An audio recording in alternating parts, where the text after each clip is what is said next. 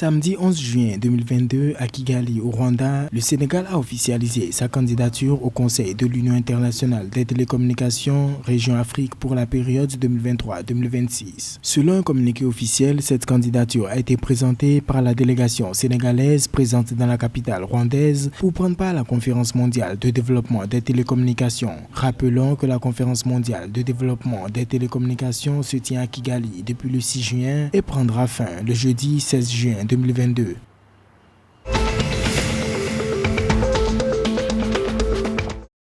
Dans le cadre de la mise en œuvre du projet d'appui à la gouvernance économique, le Togo va mettre en place un modèle de prévision des recettes fiscales suivi d'une analyse de l'impact des mesures fiscales sur son économie. À cet effet, une offre de recrutement d'un consultant pour réaliser ce service a été lancée. La mise en œuvre est financée par la Banque mondiale et l'Union européenne à hauteur de 20 millions de dollars, soit un peu plus de 12 milliards de francs CFA. Le projet prendra fin en 2023.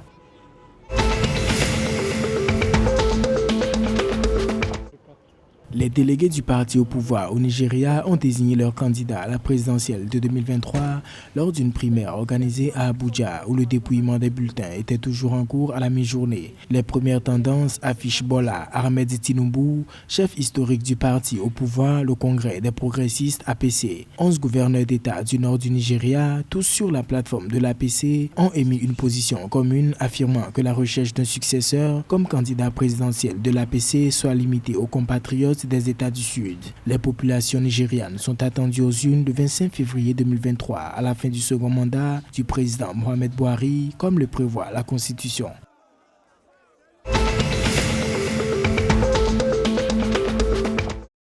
Les sociétés CIE, la compagnie ivoirienne d'électricité, et Sodeci, société de distribution d'eau de Côte d'Ivoire du groupe Eranov et l'Institut national polytechnique Houphouët-Boigny de Yamoussoukro ont signé le 2 juin 2022 une convention de partenariat. L'objectif est de privilégier les compétences locales en matière de ressources humaines. Ce partenariat multiforme d'une durée de 5 ans vise à promouvoir le développement des deux entités respectives. Elles entendent promouvoir l'adéquation formation-emploi et privilégier dans un cadre concerté la recherche de solutions à leurs problématiques respectives électricité et eau. À cet effet, les parties prévoient de développer des programmes et des activités d'intérêt commun.